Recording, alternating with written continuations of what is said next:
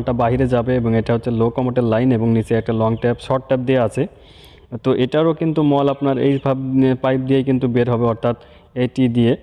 এবং এটা কিন্তু দুইটার মল একসাথে বের করার জন্য আমরা সংযোগ দিয়েছি। তো এই জায়গায় যদি আমরা এই প্ল্যান ব্যান্ডের পরিবর্তে যদি টি ব্যবহার করি তো সেক্ষেত্রে কি ঘটে সেটা আপনাদেরকে একটু বোঝানোর চেষ্টা করব। তো দেখেন এখানে যদি আমরা টি দিই তো এই টির সাথে যদি এটা সরাসরি সংযোগ করি এবং হাই কমোট লো কমোটের যদি সংযোগ দিই, এটা যদি বাদ দিয়ে,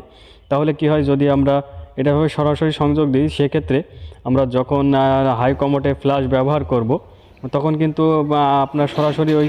মলটা কিন্তু এই লো কমোটের ভেতরে যে প্যানের ভেতরে যে ধাক্কা দিবে এবং কিছু মল কিন্তু আটকেই থাকবে এবং কিছু মল পাইপ দিয়ে বের হবে। কিন্তু যখন আমরা এইভাবে সেটিং দেব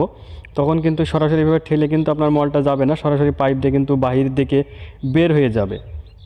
আরেকটা জিনিস আপনি যদি এখানে লক্ষ্য করেন, আমাদের ক্যামেরার যে অ্যাঙ্গেল সেই অ্যাঙ্গেল থেকে হয়তো বোঝা যাচ্ছে না যে ওই পাইপটা উঁচু, তো আমরা কিন্তু এই